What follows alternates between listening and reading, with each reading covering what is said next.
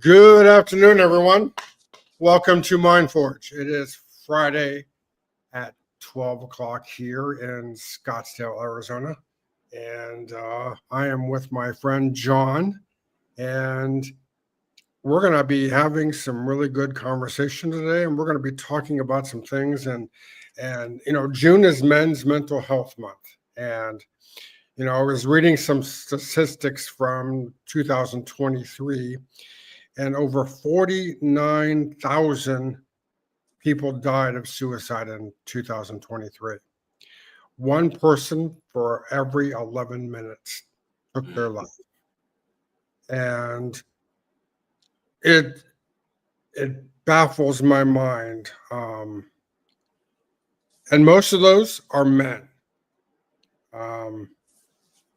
It's insane why men go through these things is because we don't want to talk about things. Even myself, from being an abused child, both parents, mentally, physically, and all that stuff, it was hard. I grew up, it didn't, don't talk, don't express feelings, keep all of that inside. That's what was preached to me growing up. So I naturally carried that throughout my early adulthood and into my 30s and 40s. And now I'm into my 50s and all I want to do is talk. It's hard to shut me up sometimes. I was reading another statistic where, every 40 minutes a man takes his life. And, from being on the edge of suicide myself, I understand what brings a man to that edge.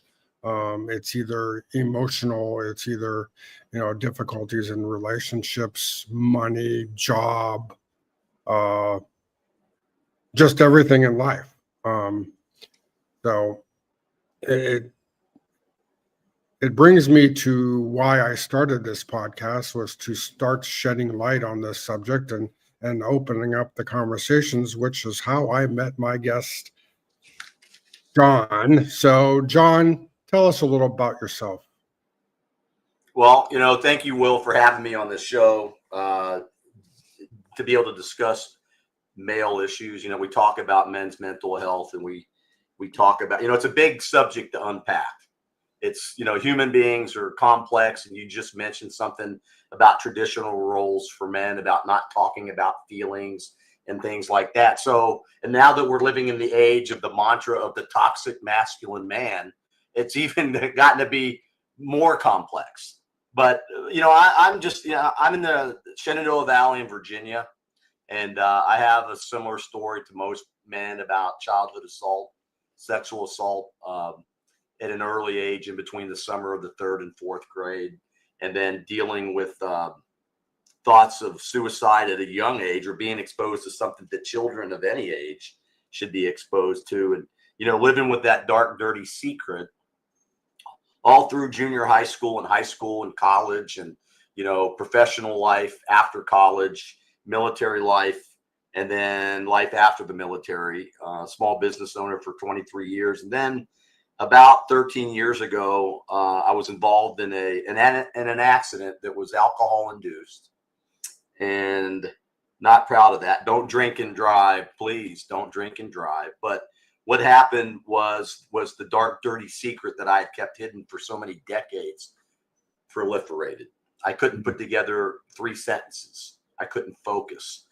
Friends were running away from me. There was problems with my wife. And what I learned early on was I finally had to deal with what I didn't want to deal with as a 3rd grader, right? And so divorce was in the cards. She had her people, I had my people. We had already started the divorce proceedings. Didn't want to be with her, didn't know why. I just wanted to deal with this on my own. And then, 6 months of cognitive behavioral therapy to help get some of my thoughts together. A little bit of plant medicine. We can talk about that later. But the universe intervened, as it always does. We've talked about it. Things happen for a reason. It sounds so cliche, but it's true. My wife's mother, we were living in Florida at the time, it slipped and fell, and it was she was in her 90s. And so the universe separated my wife from me. She went to Virginia to take care of her mom, and I stayed in Florida. And it was a dark, dark, dark time. I had a fire circle out behind my house, and there were many nights that I was out there on my hands and knees, crying and asking for help from whatever magical forces are out. And I got the help I needed. I became very humble. I realized that I wasn't alone. It was a feeling of intuition. During that time, I had my first out-of-body experience with the Joe Dispenza CD tape, but got the help that I needed. And what I realized was that there were people out there that really, really, really wanted to help me. Mm-hmm. I had to come to grips with a lot of things I never wanted to come to grips with. And so I saved my marriage, unbelievably. I mean, spent a lot of money up until that time not to save my marriage. Saved the marriage. My wife's mother eventually passed away, God bless her. And then started back on a path of working on projects and initiatives at a higher elevation, things to really help people help themselves. And what I found out was that, especially about the suicide thing that I learned from the Army, but in my own life, two guys that called me literally a few days before they committed suicide, was that seriously, people say, well, what were the signs or this or that? And I who knows what the signs are, because everybody's different. I would say that a complete shift in behavior might be one, but a seriously suicidal person is going to do it anyways. You know, you were mentioning suicide, and a lot of those are probably preventable, but the people that are really hell-bent on doing it are going to do it. Right.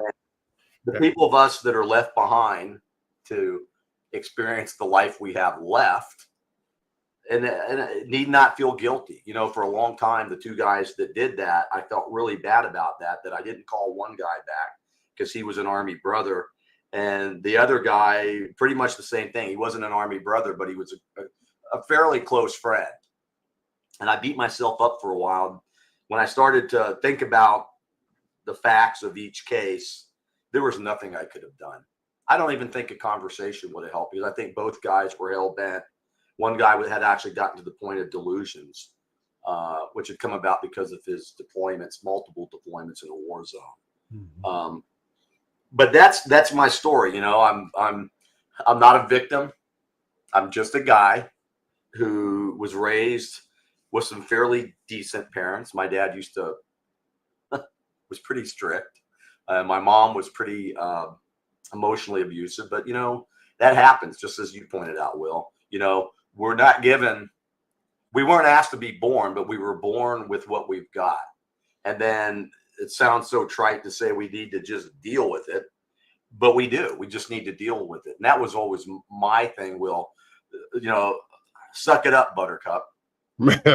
You're a guy, get on with it, right? Right. And now we live under this cloak of toxic masculinity, this narrative, which I'll say straight up, and for different reasons we can get into, but toxic masculinity to me is a myth that a lot of men have fallen into, and some from the opposite sex as well. I consider, you know, a guy that lives a masculine role, the last thing he is toxic. He has a mission in life to protect, which is a traditional role. Mm-hmm. If he's married, to protect his family, and if he's not married, to protect his loved ones from threats, right? Back in the day, it was mastodons and saber-toothed tigers. And, you know, if you and I, Will, were in the cave and we heard something outside and the children and the ladies were in there, they're not going to go grab the spears if they hear something. It's going to be you and me. Mm-hmm. Will, grab your spear. John, get your spear. Let's go. The men historically and typically would be the guys that picked up the weaponry and would go out and protect the cave family, right? So let's speed up. Those threats disappeared.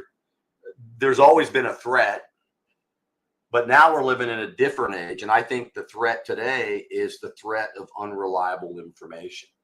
And so what we're working on now, Will, is a real process for men to embrace their masculinity and that traditional role of protecting their loved ones, but not from mastodons and saber-toothed tigers. Now it's from information, because what we're witnessing on a global scale these days is a massive, what we'd say in the Army, a psyop, a massive psychological operation to disrupt the family, to emasculate the men who are the natural protectors, and to create division and confusion and chaos at unbelievable levels. And it's not just in America, it's global. People might say, well, why would they do that? Well, if you take away what did they do back in the let's go back to biblical times. If an army beat another army, most often they would castrate the men. Wow, why would they castrate the men? They would make eunuchs out of them. Because if you take away the natural mission or the natural drive of a man to protect, you take away the resistance. And so right now, I think we're living in an interesting age of psyop, no conspiracy theory. I only know what I see. But I think that we're seeing the divisions between families and the lines of gender roles being blurred. And I'm not talking about gender identity. That's a whole different ballgame. And that is something that's very personal. We don't pass judgment. You know, there are single mothers that have to take on a male role if there's not a man in the house, and vice versa. There's single fathers that will take on roles that are traditionally women's roles. And that's okay. It doesn't mean that they want to particularly be that gender. They just identify with a role.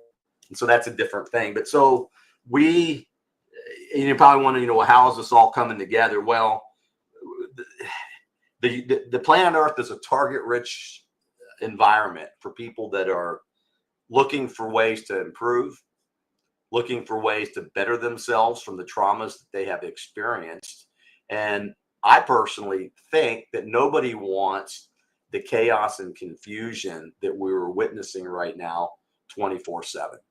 I think that most people want some normality in their lives, and most people want to they want to have peace and safety. And as long as the human organism is in a state of confusion, we're not going to have that. No, I agree. But, I look at my own life and I'm like, what is normal anymore? I think everything leading up to, and I'm going to bring it up, COVID, changed everything. Totally with you on that. It changed the way we function as a human race, but as a family. Staying 6 feet apart from each other, not going out and socializing. We had to, take a step back and reevaluate what was important. Now, even today, we're still struggling with that socialization part of our society. You got the right wing and the left wing, and we're clashing. Look at the protests that are going on across the country. We're sending in Marines into an American city. That's it's pretty crazy to me. It is crazy, and normality is somewhat subjective, I would think. But 3 books come to mind when we talk about what we see and what we feel. We are obviously being bombarded. If you're in the digital world online, most people are in the developed countries, but we're being bombarded with constant information and news and social media posts and whatnot, right? Memes. There's some nefarious players out there. But what we did is we identified 6 types of information. And I'll tell you what this one is over here, but you have like misinformation, and there's a definition, look them up. You have disinformation, misinformation, malinformation, which is sometimes the toughest to distinguish, social or noisy information. It's on social media platforms. And then you have artificial intelligence information. And most of this stuff right here is not reliable. It's all been tainted or twisted or tweaked in a way for an effect, which normally, if you listen or you believe in the second law of thermodynamics, it's a universal scientific law that all systems degrade into chaos, right? Right.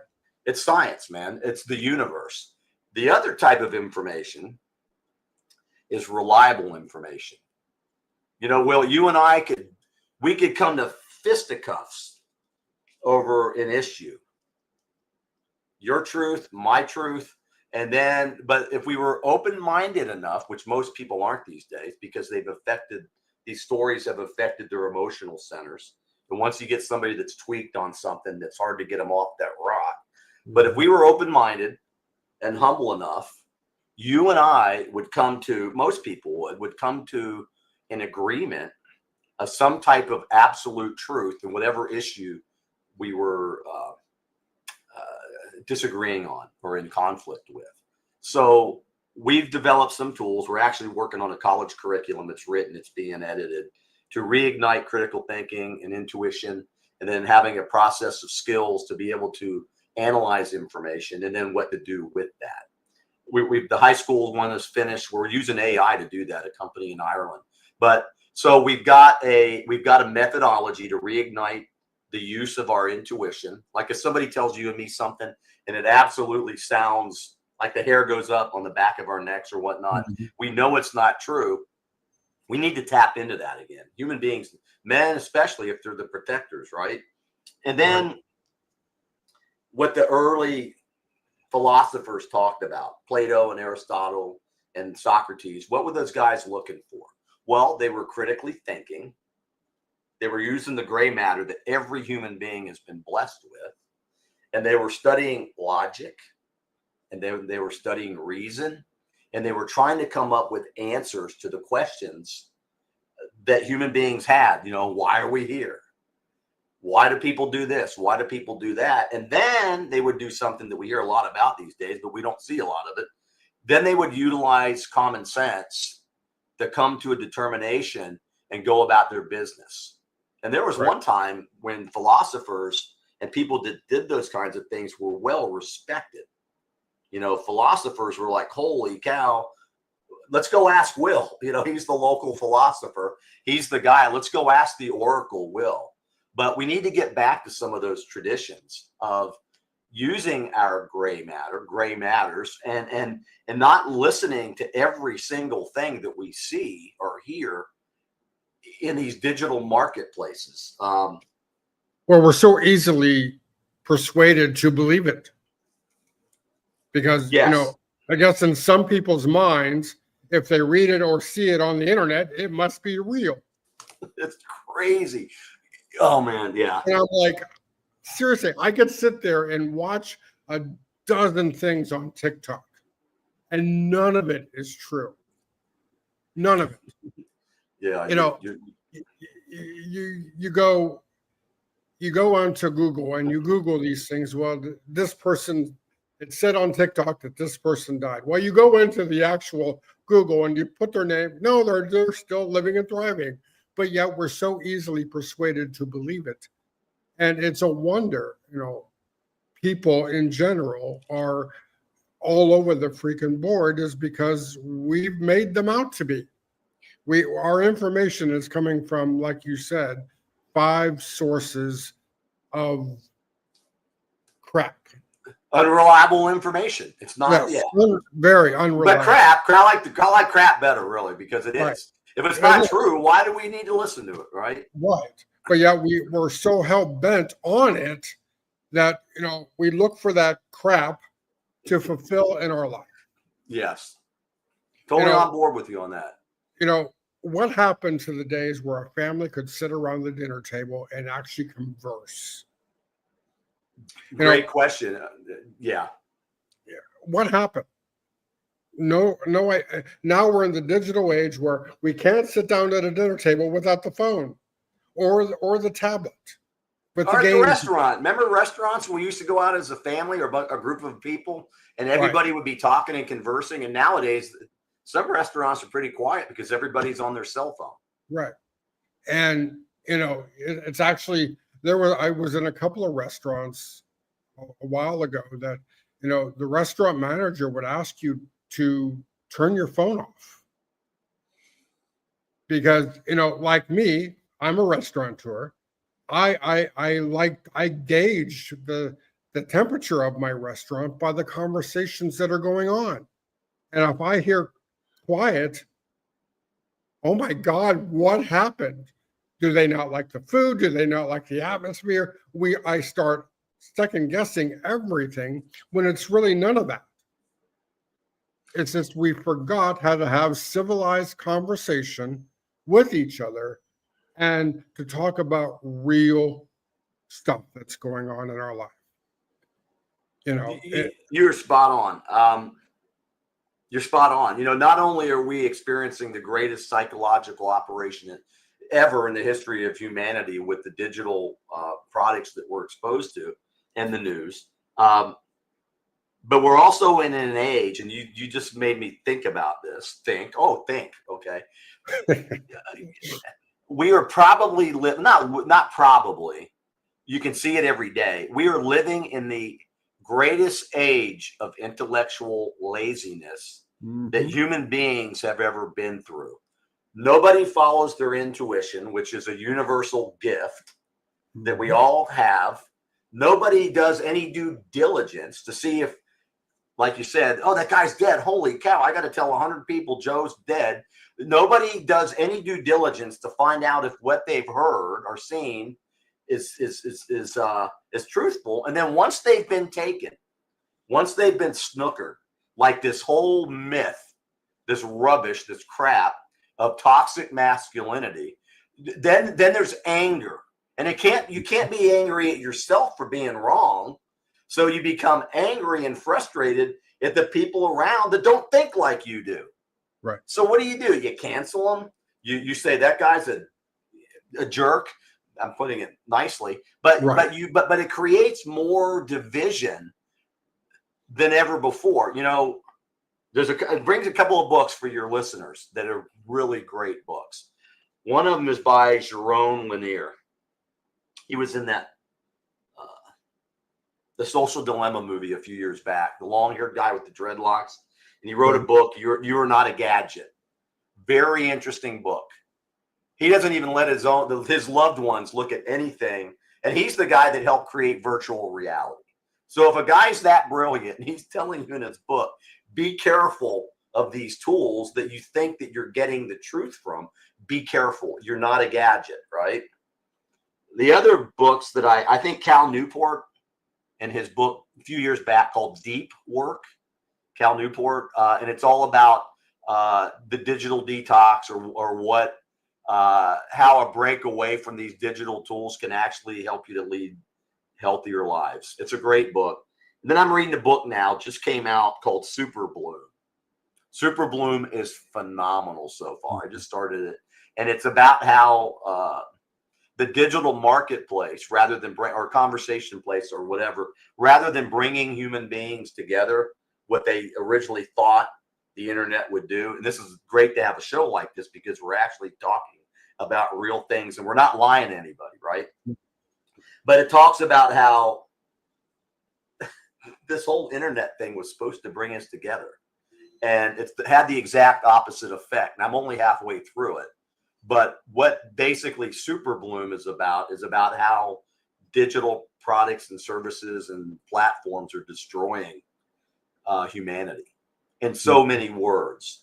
But what we're saying is it doesn't have to happen. Hence the reason NeoMasculinity.Solutions is our website. And rather than a .com or a .this or a .that, we wanted to take the .solutions, what do you call that, nomenclature, because we want to offer a solution.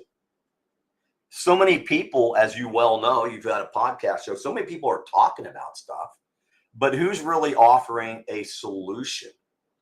We want to give families and men especially who want to protect their families. We're actually wanting to give them tools that not only can improve their lives, but their families as well. And in doing so, we honor the masculine, we honor the feminine, because when men win, women win. And guess who wins the most? Our humanity. When people are actually using their critical thinking skills to determine validity of information, the whole world is a better place. But it takes two things, and just two things. And it takes the desire. I mean, you go to the bookstore and you know, we see the self-help. You know, we've all read self-help books. Look behind me. I'm a self-help book addict, right? But not anymore. Because what I finally figured out was what works for you on your healing journey is what works for you. And just because it worked for that guy or that woman that wrote the book, it doesn't matter. Take what works for you. But back to what I mean in this information analysis framework and self-healing framework, you have to have a desire to want to know the truth. You have to have the desire to want to heal, right? That's the human organism plus the outside world. But you also have to have commitment, because you're going to hit roadblocks. You're going to make mistakes. They're going to shift the plan to another information stream, you know, another news cycle. So you have to stay committed on your journey to seek the truth, or to seek self-help and to want to improve, or forget it. If you don't have the desire to live a better life or to know the truth, and you're not committed to have a better life or to know the truth, you are never, ever, ever going to have a better life, men. Listen up. And the people who are going to suffer the most, it's not going to be you. It's going to be the people you love. If you're married or whatnot, she's going to suffer, and your family's going to suffer. It's you know, so as men, we need to step up our game. And toxicity, guys that are toxic, that's not the normal. Toxicity might be the last resort, but a real masculine man won't get toxic or violent, but only as a last resort. And usually he won't do it to the people he loves. He'll do it to the threats to his family. Now, somebody will say, oh, that guy's full of crap. Think what you want to think, or better yet, believe what you want to think, but give it some due diligence. If all men were toxic, if every man that was masculine was toxic, we'd be in a hell of a lot more trouble than we are right now. The world, we would have to put on a flak jacket, a helmet, carry a club, and a 45 every time we went outdoors, because testosterone would rule the planet. And testosterone doesn't rule the planet. Last time I checked, there's no battle of the sexes. That's something that they've ingrained in us. We got to collaborate with the sexes. Are you kidding? You know, hormones, estrogen and testosterone together. Oh my gosh, those kinds of teams can overcome anything. Right. Battle the sexes. I don't believe that. I don't believe toxic masculinity, and there's a few others I don't. Like back to square one. Oh, I'm back to square one, right? Now think about this, Will. I know you're always thinking, man. We've had conversations. Think about this. Oh, I'm back to square one again. Oh, I was going to do this and do that, and I wasn't ever going to do that again. And oh my gosh, I screwed up last night. I was on square 100 days of victory, but now I'm back to square one. What a bunch of bullshit to make us feel less. I'm going to be 66 tomorrow. I haven't calculated it, but I'm going to pull a number out of the air. I'm on square 5,951, right? Mm-hmm. And I think I had good days. And what was a good day? A good day was learning something. If you're back on square one, every time you make a mistake, you haven't learned a damn thing. No. So that myth to disempower your thought process is rubbish. Sit down now if you got a pad and paper. Calculate how old you are in years. You can do it by months if you take it to algebra. And then multiply times 365. those are the numbers of squares that you have experienced in your life because since you were born, because you're constantly learning. If you're back on square one, which is what they want us to believe because we made a mistake, heaven forbid, then they disempower us. You are never on square one. Never. That was the day you were born. Exactly. You didn't go back to square one every time you screw up. No way. Because I don't believe that. No, it is bullcrap. Because if I went back to square one every time I screwed up, dude, I wouldn't leave square one. We'd be on square one every day. Hey, Exactly. John, this is your buddy Will in Scottsdale. What square are you on? Oh, let me check. Oh, square one. I screwed up last night. I smoked a cigarette. You know, whatever it is you're trying to improve, Will, you're totally freaking right, man. You're totally right.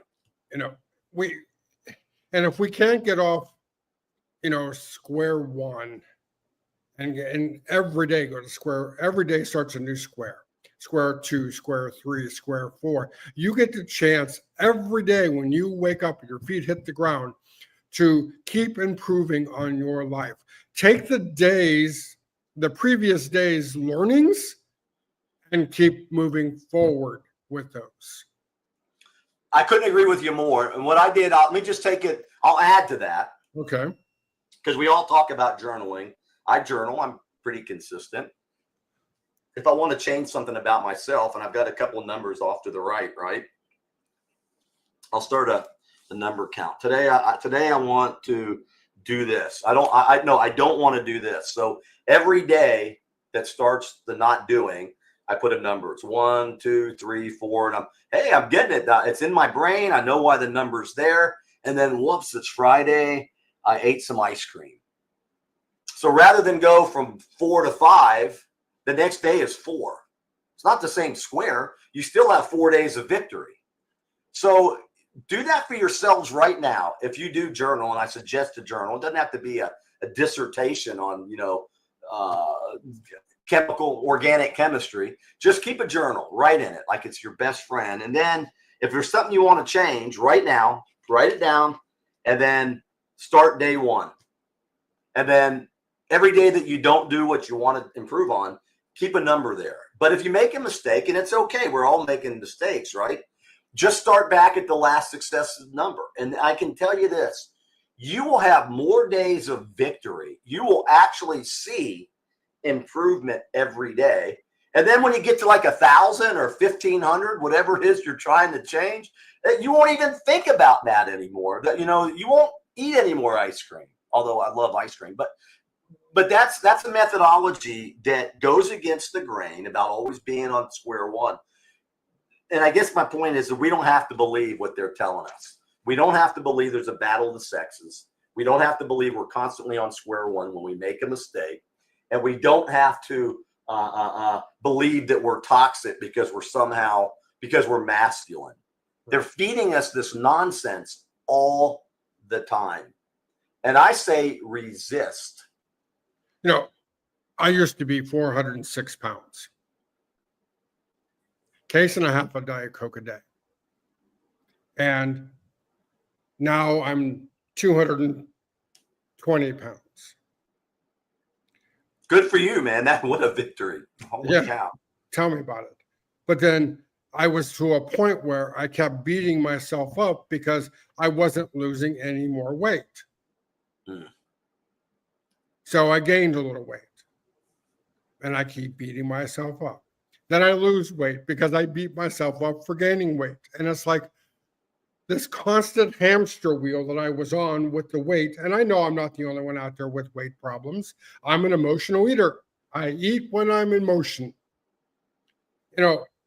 People just need to stop beating yourself up for you gain weight, you lose weight. You gain weight, you lose weight. You gain weight. And that adds stress, anxiety, and it demoralizes a human being when they're up and down like a freaking yo-yo. The pants fit today, but they don't fit tomorrow. Big deal. Like it, don't like it, who cares? You don't like overweight people? Oh, I'm sorry, but you're missing out on some of the greatest people in the world if you don't like overweight people. Okay, I can't help you there. You know, Yeah. I got tired of beating myself up because I chose to eat pasta one day, and the next day I made myself regret it. Come on, for God's sake, it was pasta. You're allowed to indulge every once in a while, just like you do with ice cream. You know, I don't. I used to be 4 to 5 cups of coffee a day. Okay, well, that led to irritation of my nerves and my feet, so I backed off. So now I'm at 2 cups a week. I cherish those 2 cups of coffee a week. Now, I drink tea, I drink water, I drink green tea and all of that stuff. But it's like I got to a point where it was like I was tired of beating myself up for indulging in certain things sometimes to celebrate either a victory or just celebrating life in general. And I got tired of making myself feel guilty because, again, nobody can make you feel anything but yourself. Yeah, Well, and thank you. Yeah. and those people that are out there that constantly beat others up and you're bullying and you're all of these things, you don't understand until you walk into that person's shoes to know exactly why they're facing what they're facing. That's a great point. Will, trauma and low self-esteem has it has its roots somewhere, and it's insidious. And if not addressed, you had the desire, you had the commitment to change what you needed to change. Perfect example of what a critically thinking man does. And you improved and changed your life for the better. And that's boils down to, it's not here, but it's mental health. I could say it's awareness month. But awareness, mental health, or whatever it is, awareness is not just a monthly thing. It's a yearly, everyday thing. And awareness, and the thing that's gotten me, like, they can take a word, awareness, authenticity, masculinity, femininity, when I say they, the people that do some of the messaging and some of the twisting of information, and they can they can abuse these words. They can abuse them to the point to where authenticity means nothing, or masculinity means nothing. And it's almost like almost like an attack on language itself. This insidious plan to twist information. And it's not just in America. It doesn't take a rocket scientist to look at what's going on around the world, because we do have that at our fingertips. But there's a lot of chaos. Now, we can say the world's always been that way, and that might be true, but they never had the internet. And the thing that the internet brings as a challenge is you can persuade or use propaganda models. I didn't write them. Go check out Joseph Goebbels and the Third Reich. They can use different ways of deception to taint the mind. And if you're not aware, if you're not asking the right questions, one of the best ones is follow the money. Where's that news station get its funding from, or that NGO, or that person? Who's funding them? Who's financing them? And I don't want to digress. What I'm getting to is we have to be aware. We just have to be aware. And awareness is a human thing. Unless we're aware, we are opening ourselves up to threats everywhere. And I'm not saying live in fear every day. You can, if a bear's coming your way, run. I'm not saying you have to be stoic and stand there against a grizzly bear or feign an illness very quickly. What I'm saying is if we walk in an awareness state of mind, we're less susceptible as both men and women to fall for the things that we've talked about, the myths and the narratives that are not true. And look at what you did with a belief and a desire and a commitment in yourself. You were able to lose all that weight, which is a huge victory. And you can tell the story to help other people. And that's why I commend you, Will, because you've taken the things that have happened in your life and given me an opportunity to share as well. But you're actually doing something positive with the traumas or the things that you've been through in your life, and you're sharing them on MindForge. That's a very low percentage of people that actually do that. Yeah, there's a lot of podcasts. I get that. But there's very few podcasters that have your authentic heart with the welfare of your listeners in mind. And so I'm not here to butter you up, Buttercup, but I'm telling you that you're a perfect example of a man taking the traumatic things in his life and the things that he desired to change and making it happen.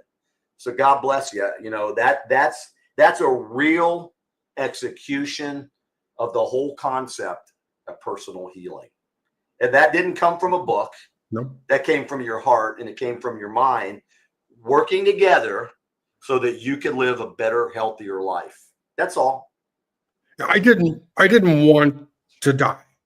I didn't want to commit suicide because as I'm sitting there on the bed with a knife in his hand, I'm literally talking to the universe, and God is just give me a sign of something that I was supposed to be doing or something positive in my life, and show me how to keep going.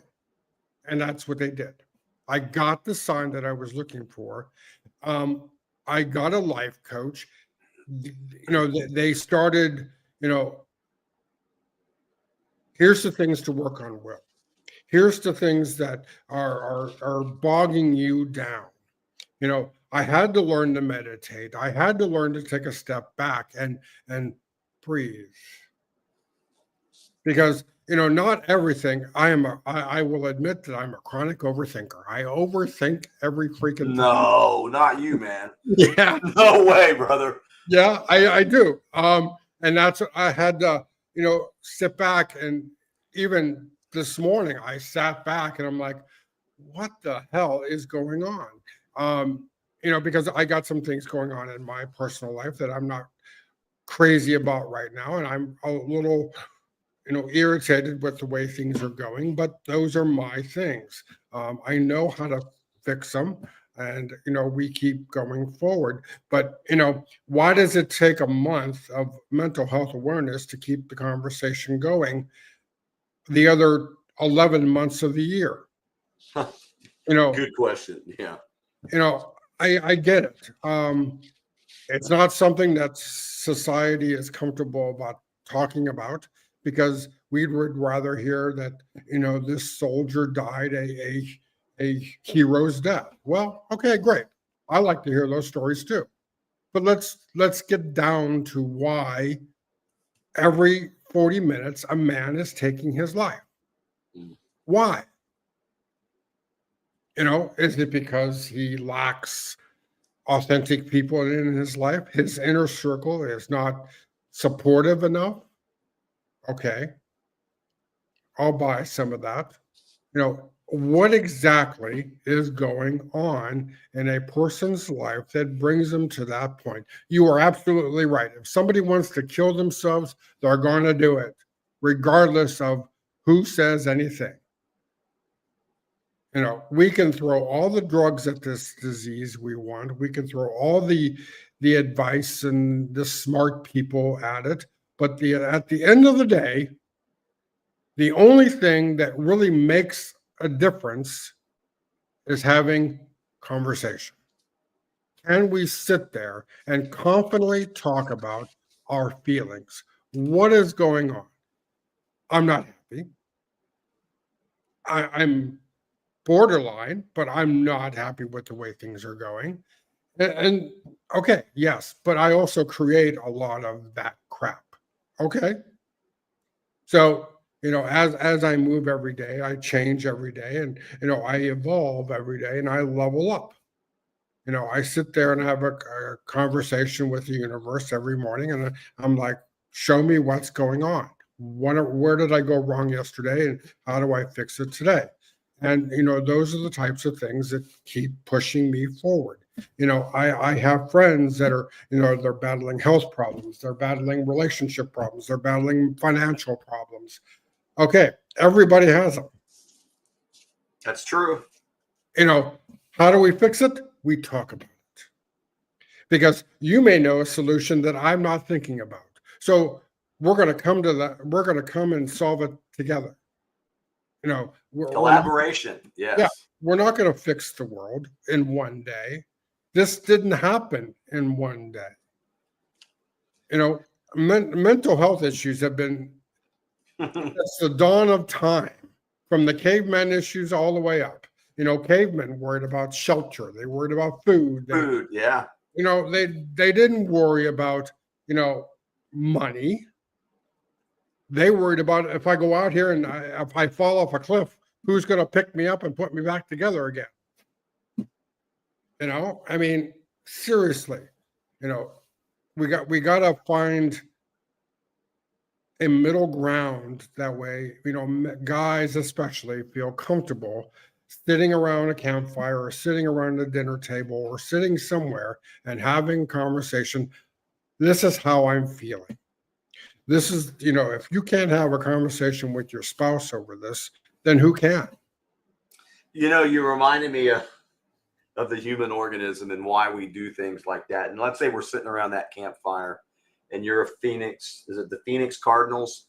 And I'm a Tampa Bay Buccaneers fan, right? And you and I come to fisticuffs about a certain play or a certain game, or, oh my God, my team's better than your team. And what we do when we're in conflict is we forget that we both love football. Right. We walk away. Reason goes out the window. The common ground is just gone. And because we're so blinded by our own rage, we never see it. No. And I was sitting with a woman who had some business associate a few years back who had eating issues and weight problems and challenges as a young person. And she had come up with a methodology to get through that. But while we were sitting there, it was so funny because when you meet high-level thinkers, and it doesn't mean that you're better, it just means we think differently, like you never stop thinking. And we came up with this thing called the galaxy, the human galaxy theory. I'm trying to remember it now. And there's only two galaxies in the universe, the human organism universe. There's the black hole that sucks everything in. Mm-hmm. And then there's a beautiful galaxy. If you look up a spiral galaxy where it's got a center mass, but it's got these arms, these beautiful arms that stretch over, light years. But in reality, just get the concept of a spiraling galaxy, right? So that black hole human organism is a negative place to be. And we've heard this before. The blame, shame, and guilt. And we just wallow in the mire. We wallow in the mire. Then you have the spiral galaxy, which is a positive place. And you have all of these galaxies, the human organism, where they're intersecting with each other. They're spiraling around and they're coming through. There's even pictures of galaxies like intersecting, right? And it's positive and they're helping each other and they're exchanging information and they're collaborating. And so I was sitting there looking at Heather and we were thinking about this. She goes, that's pretty cool. We were saying, what's the vibrational state that a human has to come to grips with that they can pass from a black hole galaxy state to the spiral state? And if you can look this up online, there's human vibrations. Crazy scientists figured it out that every human emotion has a vibration. The step off emotion to where you really start to accelerate positivity in your life. No anger, no conflict, no jealousy, no envy, whatever, no hate. It's called courage.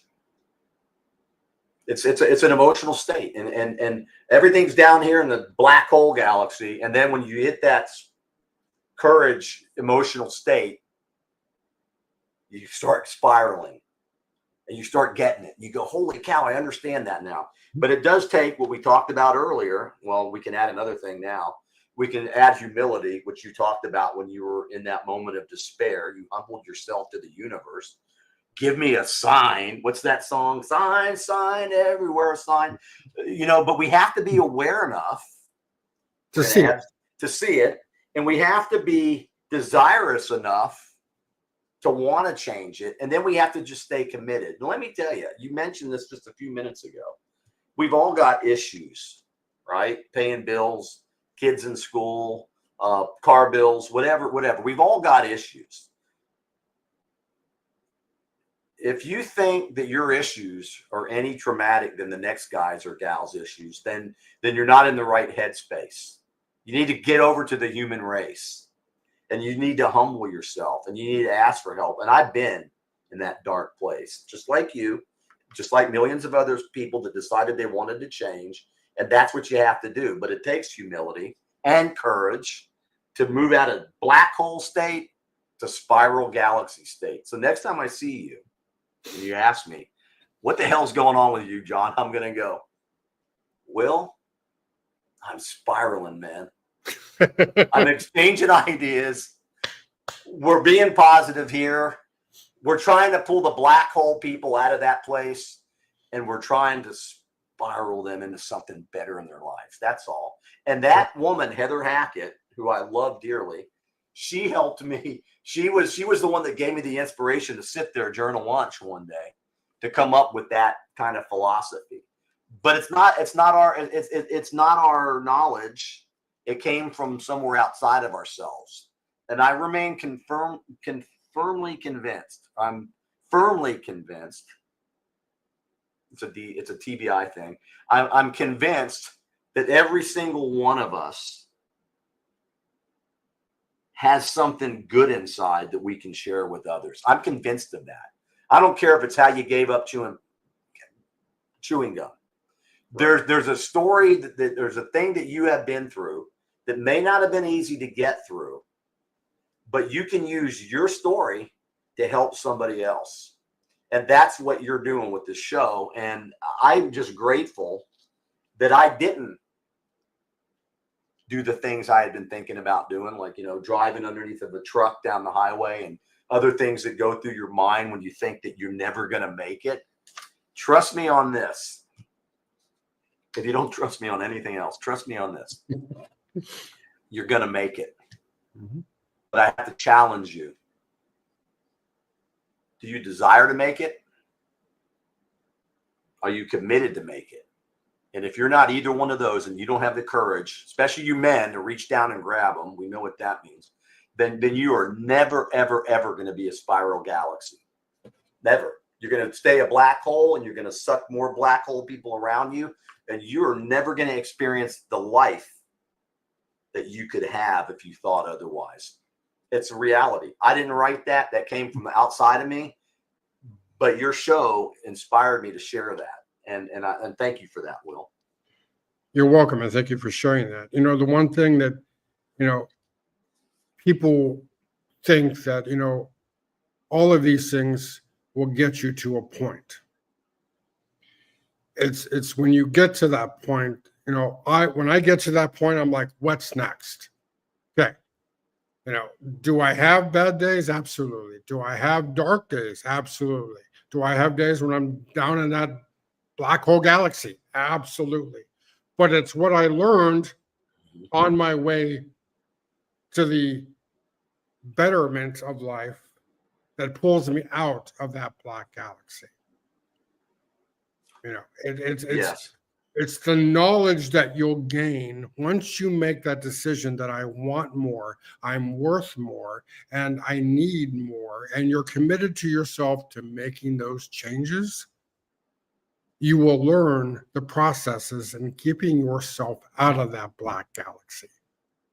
Absolutely. I couldn't agree with you more. Yep. And all of a sudden, you're going to wake up one day and you're going to like, oh, so that black galaxy is over there. And now the spiral galaxy is over there. And I'm in the middle spiraling, of it, man, and you're like, okay, yeah. I did it. I did the work. And, you can be proud of yourself for that. And, absolutely. You've touched upon something. I know we're getting close on time here. I ran a small business. I sold backpacking gear in Florida. I actually sold ice axes for 23 years, right? And the door to the store from the office, I had a sign up above there. And I looked at that sign for 23 years. And it basically said, the field of victory is littered with the bodies of those who gave up at the last trumpet. Mm-hmm. And that sign, I can't tell you how many times, with 23 years, I read that. And you can never, ever, ever give up on yourself. Never. It sounds easier, and I know you can go to some dark places. We both shared it, but you never, ever give up. And a friend of mine who's a multi-billionaire, I'm not going to give away his name, but a guy that I used to work with in community things down in Florida. I was at a bad place, Will. I was at that place. It was a bad place. And I called him to talk to him. And what he said to me, guys, he said to me, John, I've known you for a long time. And I know your spirit and I know your heart. Now think about this. He says, I'll give you some advice because I've been in some of those dark places too. A guy who has the life of Riley, it appeared. He said 2 words to me. And you said it earlier. Keep going. Mm-hmm. Those 2 words were repeated over in this little brain of mine thousands and thousands of times when I wanted to quit, when I just wanted to say, I can't do this. This is just ate up. I'm never going to do this, or I'm never going to be this. I just can't get through this. Let me just go live on my own, and I'm done. That advice saved my life. Yeah. So you never know who's going to give you the advice. Yeah. It's easy to give up. It's easy to give up. Yeah. But you sit there and, okay, what if I do give up, what happens? Yeah.